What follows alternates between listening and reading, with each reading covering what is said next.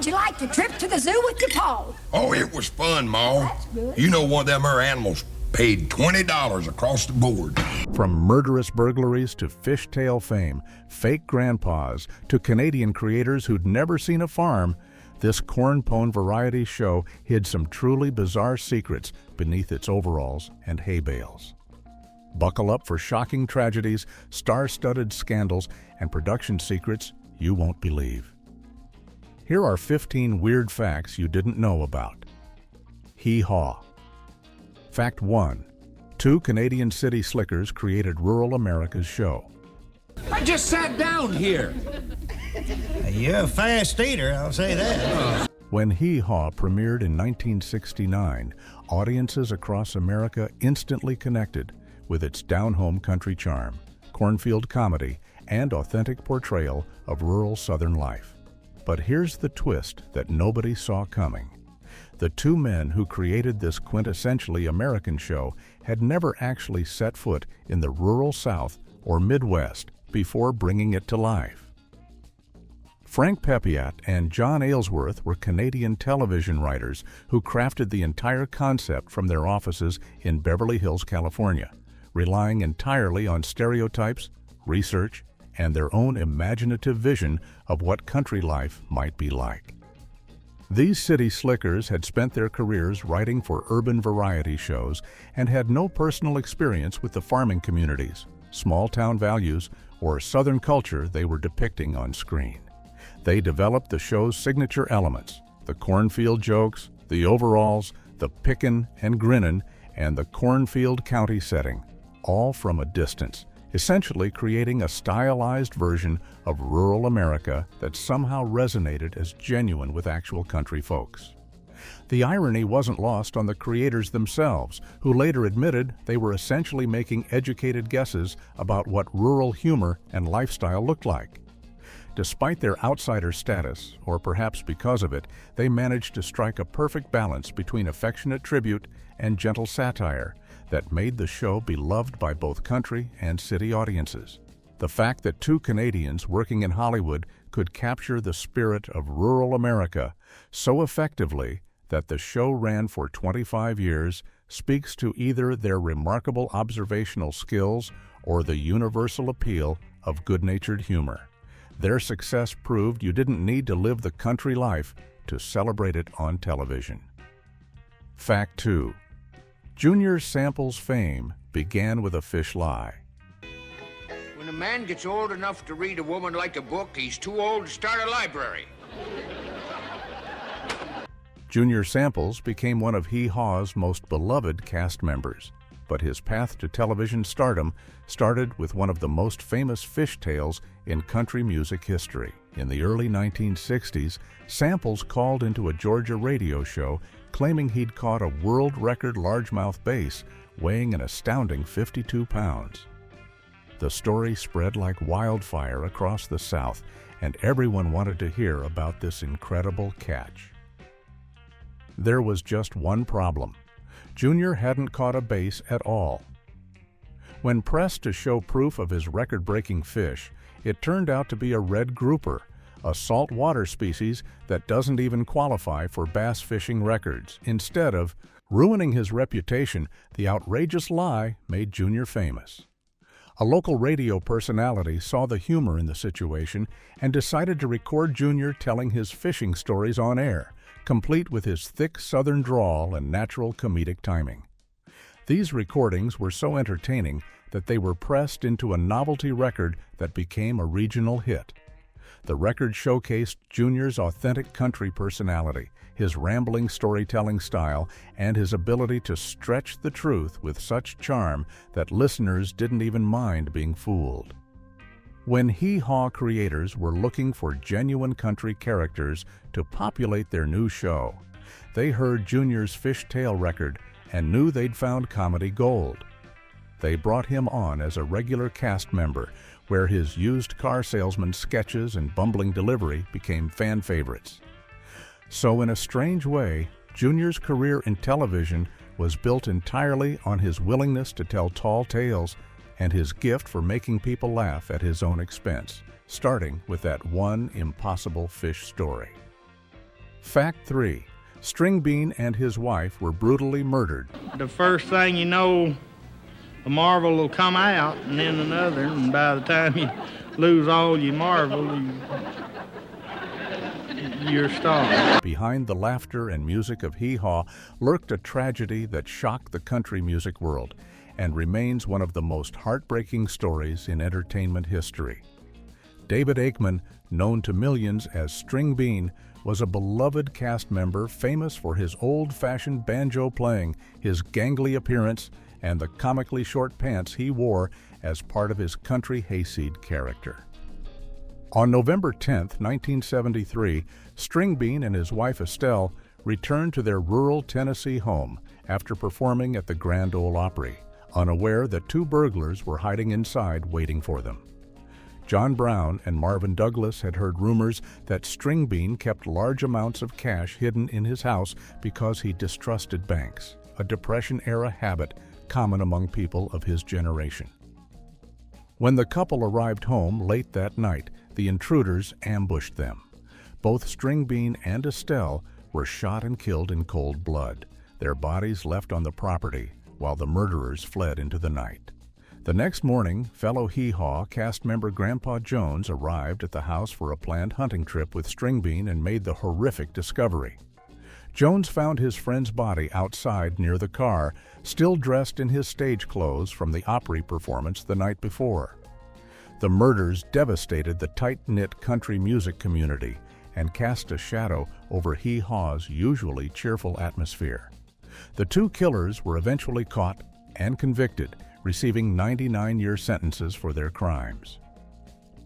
The tragedy highlighted both the vulnerability of rural celebrities and the paranoid caution String Bean had lived with for years, always worried about being robbed, yet ultimately unable to prevent the very fate he feared most. Fact 4. $20,000, hidden money discovered, 23 years later.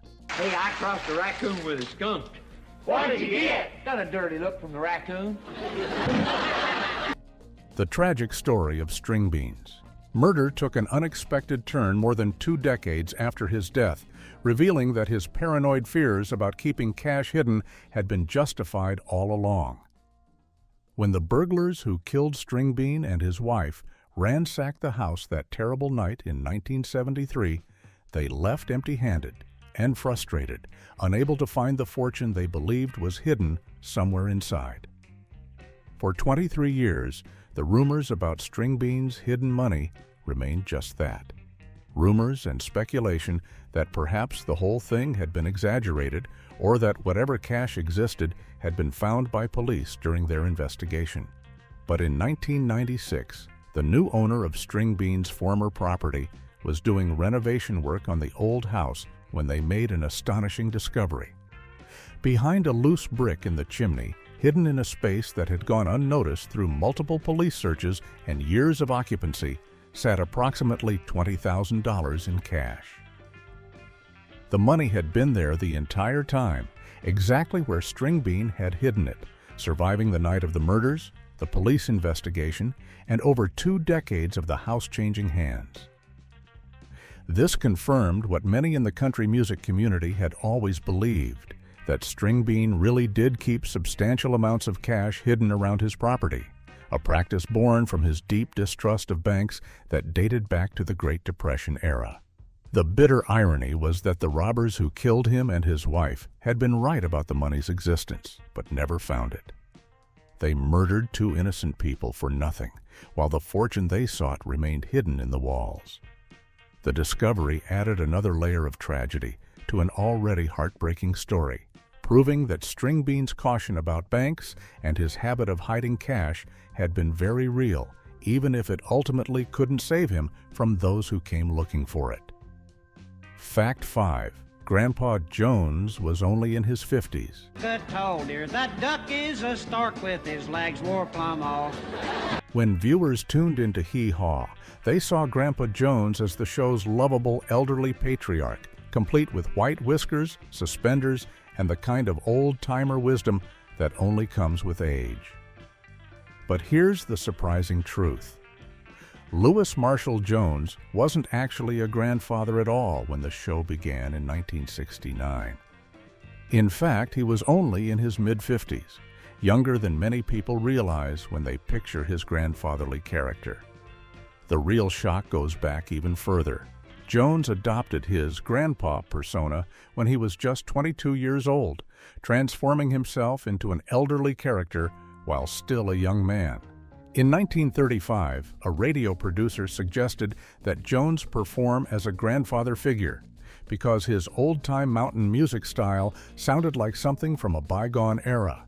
Rather than resist being typecast so young, Jones embraced the character completely, adding the stage name Grandpa, growing out his mustache, and adopting the mannerisms of someone decades older. For the next 40 years, he maintained this persona even though he was aging at the same rate as everyone else, creating the odd situation where Grandpa Jones was often younger than his audience members. When Hee Haw started, he was 55 years old, certainly not young, but hardly the ancient grandfather he portrayed on screen. He played up his character with old-fashioned clothes, traditional banjo playing, and stories about the good old days. But in reality, he was a contemporary performer who just happened to have committed to an elderly stage persona for his entire adult career. This meant that Grandpa Jones was playing a character roughly 20 or 30 years older than his actual age throughout most of his time on Hee Haw. The dedication to maintaining this persona for over 5 decades speaks to both his commitment to the character and the power of performance in shaping public perception. Fact 6. Buck Owens called it that cartoon donkey. Had a bunch of little fish in there with me, and they had me a place doodled out over again the bank. In the muskrat hole there, and hit plumb full of little fish, you know. Buck Owens was one of Hee Haw's co-hosts and its biggest star, a country music legend whose hits like Act Naturally and Together Again had made him a household name. But behind his smiling face and guitar picking on the show, Owens harbored a deep resentment that he only revealed years later in his autobiography. He absolutely hated Hee Haw and felt trapped by the success that kept him returning season after season. In his book, Owens didn't mince words about his feelings toward the show, famously referring to it with contempt as that cartoon donkey, and admitting that he only continued appearing because the money was too good to walk away from. He described his involvement as prostituting himself, a harsh assessment that shocked fans who had assumed he enjoyed the cornpone comedy and country music showcase. Owens was a serious musician who had worked hard to establish country music's credibility in Bakersfield, California, developing a raw, honky-tonk sound that contrasted with Nashville's polished production. He felt that Hee Haw's deliberately corny rural humor and exaggerated hillbilly stereotypes undermined the genre's dignity and made country musicians look like backwards hicks. The show's success, ironically, came at a time when Owens was trying to prove that country artists could be sophisticated and contemporary. He believed the overalls, cornfields, and deliberately simple comedy turned country music into a cartoon version of itself, hence his bitter cartoon donkey comment. Despite his personal feelings, Owens remained professional on camera and honored his contracts, but the tension between his artistic integrity and his financial obligations created an internal conflict that lasted throughout his time on the show. He finally left Hee Haw in 1986, walking away from the paycheck to reclaim his self-respect and focus on music he could be proud of without reservation. Fact 7.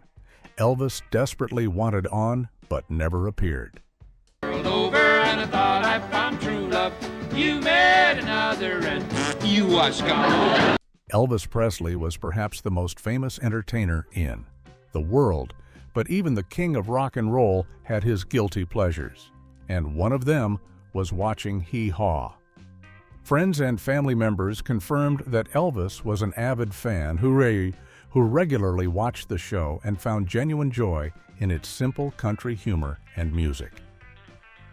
He reportedly loved the cornfield jokes, appreciated the country music performances, and felt a connection to the show's Southern roots that mirrored his own Memphis upbringing. More than just watching from home, Elvis desperately wanted to appear as a guest on Hee Haw and perform alongside Buck Owens, Roy Clark, and the other country stars he admired. He made his wishes known to the show's producers and seemed genuinely excited about the possibility of joining the Cornfield County Gang for an episode. But there was one massive obstacle standing in his way: Colonel Tom Parker, Elvis's legendary and notoriously controlling manager. Parker blocked every attempt Elvis made to appear on the show, likely because he felt it was beneath Elvis's status as an international superstar, or because he couldn't negotiate the kind of deal he wanted. Parker was famous for making decisions based purely on money and control, and Hee Haw apparently didn't fit into his plans for Elvis's career, regardless of what the singer actually wanted. Elvis never got his wish to appear on the show during his lifetime, a disappointment that friends said genuinely bothered him. After Elvis died in 1977, his father, Vernon Presley, appeared on Hee Haw as a tribute to his son, finally creating a connection between the Presley family and the show that Elvis had loved so much. It was a bittersweet moment that highlighted how close Elvis had come to fulfilling his wish, while also serving as a reminder of how much control Parker had exercised over even the simplest pleasures in Elvis's life. Fact 8. The show only filmed twice a year. Now let's study words. What is a grudge? That's where Papa keeps his car. Most television shows film on a regular weekly or monthly schedule, requiring cast and crew to be available throughout the production season. But Hee Haw operated on a wildly different model that was revolutionary for its time and perfectly suited the needs of its country music star cast. The entire show was filmed in just 2 marathon production sessions each year, with everyone gathering in Nashville, Tennessee for one intense week in June and another in October. During these week-long sessions, they would film 13 complete episodes in rapid succession, essentially knocking out half a season's worth of content in just 5 or 6 days. This meant that cast members had to film multiple costume changes, sketch comedy bits, and musical performances back-to-back in assembly line fashion, often shooting scenes for different episodes on the same day. The production team became incredibly efficient at this process, moving quickly from one set to another and keeping the energy high even after long hours of filming. This unusual schedule served multiple purposes that made it essential to the show's success. First, it dramatically reduced production costs since they only needed to rent studio space and pay crew salaries for 2 weeks instead of year-round. Second, and more importantly, it allowed the country music stars who made up the cast to maintain their touring and recording careers without being tied down to a television production schedule. Artists like Roy Clark, Buck Owens, and the various guest stars could spend the rest of the year on the road playing concerts, which was where they made the bulk of their income.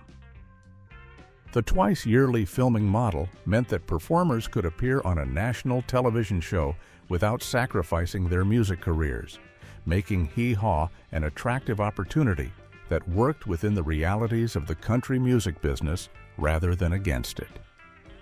Fact 9. 2 Hee Haw honeys dated Elvis.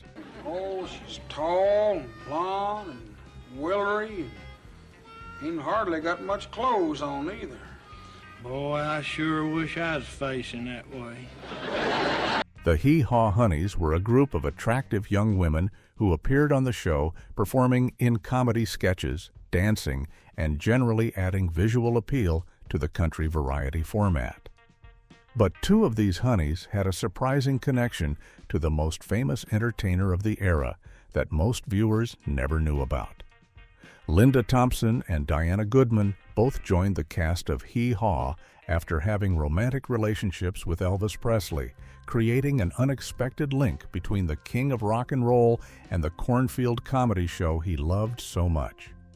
Linda Thompson was actually Elvis's serious girlfriend for 4 years, from 1972 to 1976, living with him at Graceland, and becoming one of the most significant relationships of his later life.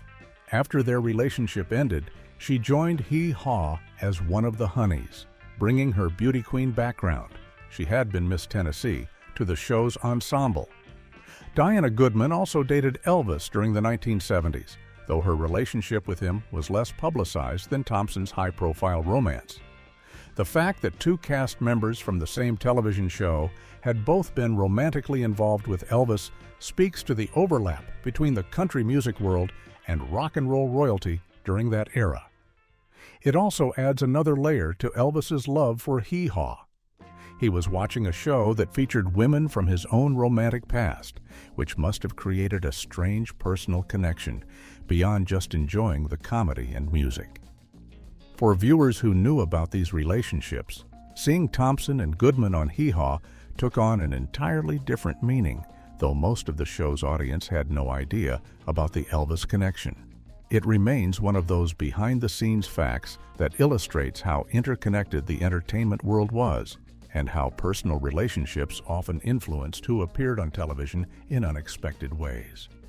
Fact 10. Roger Miller initially refused to appear. Change this $18 bill. $18 bill? How would you like it? 2 9s or 3 6s? Roger Miller was one of country music's biggest stars in the 1960s and early 70s, known for hits like King of the Road and Dang Me. That crossed over into pop music success.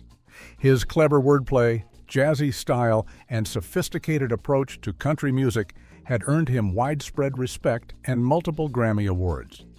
So when Hee Haw premiered in 1969, many people expected Miller to jump at the chance to appear on a show that showcased country music talent. Instead, he wanted absolutely nothing to do with it. Miller hated Hee Haw with a passion that surprised the show's producers and his fellow musicians. He believed the show's deliberately corny humor, rural stereotypes, and cornfield comedy made country music look silly and unsophisticated. As someone who had worked hard to prove that country songwriting could be as clever and artistic as anything in pop music, Miller felt that Hee Haw was setting the genre back decades. He reportedly told friends that the show reinforced negative stereotypes about country people being backwards hillbillies, exactly the image he had been fighting against throughout his career. Miller's objection wasn't just about personal taste. He genuinely believed the show was damaging to country music's reputation and credibility. He saw Hee Haw as undoing all the progress country artists had made in gaining respect from the broader entertainment industry. For years, he refused all invitations to appear, making his position clear to anyone who asked. However, by 1971, something changed. Whether it was pressure from the industry, recognition that the show was genuinely popular with country music fans, or simply the realization that fighting it was pointless, Miller finally relented and made his first appearance on Hee Haw. His eventual participation showed that even the show's harshest critics had to acknowledge its influence and reach, even if they didn't personally approve of its approach to country entertainment. Fact 11. Junior Samples was a real moonshiner.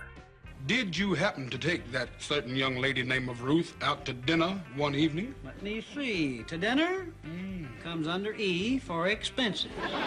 Junior Samples played country bumpkin characters on Hee Haw, but his rural credentials were absolutely authentic, including a past that involved actual illegal activity. Long before he became a television star, Junior really was a moonshiner who operated illegal stills in the woods of Georgia, making and selling untaxed liquor during his youth. This wasn't just a colorful story he told for laughs. It was documented reality from his hardscrabble upbringing in rural Cumming, Georgia. As a child and teenager, Junior learned the dangerous art of making moonshine, a tradition that stretched back generations in Appalachian and Southern culture. He became skilled at building hidden stills, cooking the mash, and distilling corn whiskey while avoiding detection by law enforcement.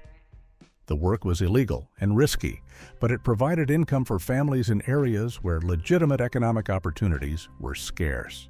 Junior took to the moonshining business with the same enthusiasm he later brought to comedy, at one point amassing a significant inventory of illegal liquor. According to stories Junior told later in life, he once had approximately $65,000 worth of moonshine, a massive amount in mid-20th century dollars, hidden in the woods waiting to be sold to distributors.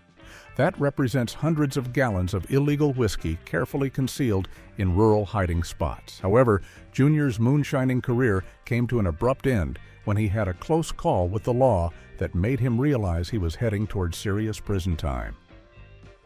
Rather than risk everything on the illegal liquor trade, he decided to go straight, walking away from moonshining before he ended up serving hard time in a federal prison.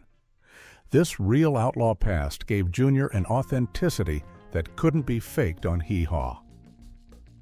When he played country characters and told stories with his distinctive Georgia drawl, he was drawing on genuine experiences from a life that had genuinely been lived in rural poverty and outside the law before television fame changed everything. Fact 12. The show was canceled, despite top 20 ratings. Which is further away, England or the moon? England. Why England? Because you can see the moon, but I can't see England. In the spring of 1971, CBS made a decision that shocked the television industry and devastated country music fans across America. The network canceled Hee Haw despite the fact that it was ranking number 16 in the Nielsen ratings, pulling in millions of viewers every week and performing better than many shows that were being renewed. This wasn't a case of a struggling program being put out of its misery. Hee Haw was a genuine hit that was making money and attracting substantial audiences. So why would a network cancel one of its top-rated shows? The answer lay in what television historians call the rural purge, a deliberate strategy by CBS to completely reshape its programming lineup by eliminating shows that appealed to rural and older viewers. Network executives had decided that advertisers wanted younger, urban audiences with more disposable income, even if those audiences were actually smaller in total numbers. Rural viewers, the thinking went, weren't as valuable to advertisers because they had less money to spend on consumer products. In one sweeping decision, CBS canceled not just Hee Haw, but also the Beverly Hillbillies, Green Acres, and several other popular rural-themed shows, essentially deciding that ratings didn't matter as much as demographic appeal. The strategy was masterminded by network programmer Fred Silverman, who wanted CBS to shed its country image and become more sophisticated. For Hee Haw, this meant that millions of loyal fans suddenly lost their favorite show through no fault of the program itself. The cast and crew were stunned, having assumed that strong ratings meant job security. The cancellation demonstrated how little power audiences actually had over programming decisions and how network television was increasingly being driven by advertising considerations rather than simple popularity. It was a controversial move that changed television history and left country music, fans feeling abandoned by a network they had supported faithfully. Fact 13. Hilarious bloopers were left on cutting room floor. Arid television viewers who watched Hee Haw saw a polished final product with tight comedy timing and professional performances, but behind the scenes, the rapid-fire filming schedule and live audience tapings produced some unforgettable moments that never made it to broadcast. The producers maintained strict control over what aired, cutting out bloopers and mishaps that might have embarrassed cast members or revealed too much about the show's production tricks. Two particular incidents have become legendary among those who were present during filming. During one taping, cast member Archie Campbell was performing in front of the live studio audience when his toupee suddenly fell off his head mid-scene. The audience gasped in shock because most of them had no idea Campbell wore a hairpiece. His toupee was so well fitted that viewers at home and even many people in the studio assumed his hair was real. The moment reportedly stopped the show as Campbell scrambled to retrieve his hairpiece while the audience buzzed with surprise and awkward laughter. The cameras kept rolling, but the footage was never included in the final broadcast, sparing Campbell the embarrassment of having millions of viewers discover his well-kept secret. An even more unusual incident involved Junior Samples, whose genuine country background and lack of show business polish sometimes created unexpected problems. During one long day of filming multiple episodes, Junior apparently fell asleep on stage between takes while sitting in position for the next scene. The crew didn't notice until they called for action and heard loud snoring coming from Junior's direction. The live audience found it hilarious. Here was the lovable country bumpkin character so authentic that he literally fell asleep on the job, just like a real farmer might doze off on a porch. The moment perfectly captured Junior's genuine nature, but was deemed too unprofessional to air. Both incidents revealed the very human reality behind the television magic and showed how much audiences never saw. Fact 14. Pioneered first syndication success after network cancellation. But when they first got there wasn't no hide nor hair of them. And they was afraid that something might have happened to him. So they called up the local jail. And there he was, safe and sound, and all their worry was for nothing. When CBS canceled Hee Haw in 1971, despite its strong ratings, conventional wisdom said the show was finished. Network cancellation was traditionally a death sentence for television programs.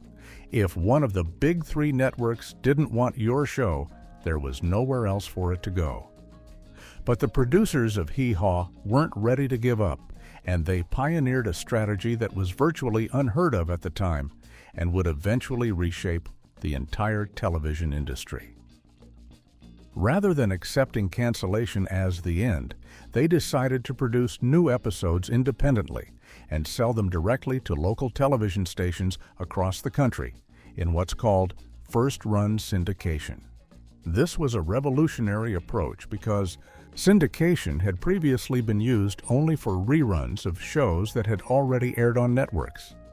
The idea of producing original episodes specifically for syndication was considered risky and unlikely to succeed. Station managers were skeptical about buying a show that a major network had rejected. But the producers had an ace up their sleeve.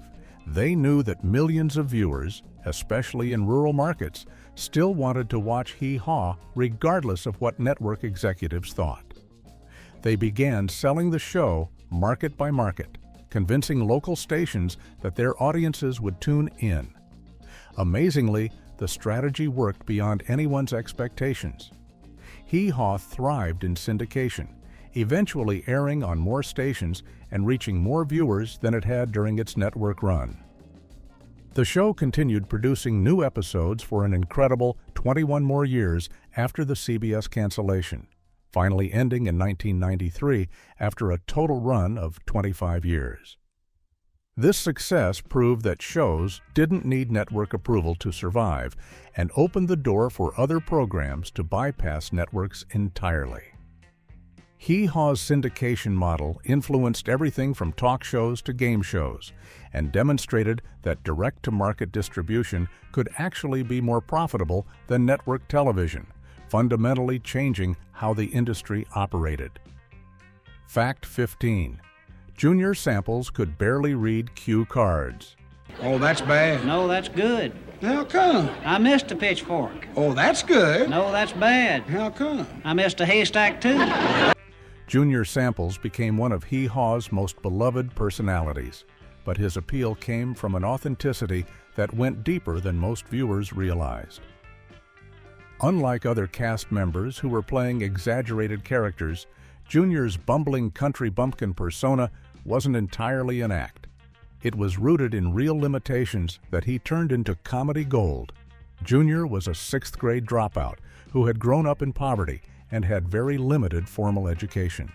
One consequence of his abbreviated schooling was that he struggled significantly with reading, especially when it came to the kind of vocabulary used in scripted television comedy. During filming, Junior would regularly stumble over words on the cue cards, mispronounce complicated terms, and completely mess up punchlines that other cast members could deliver smoothly.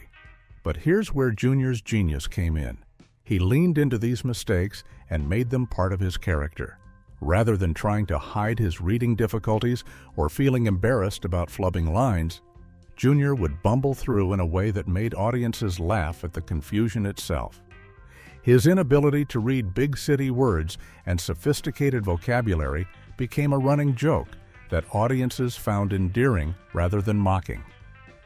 The producers recognized that Junior's authentic struggle was actually funnier than polished delivery would have been.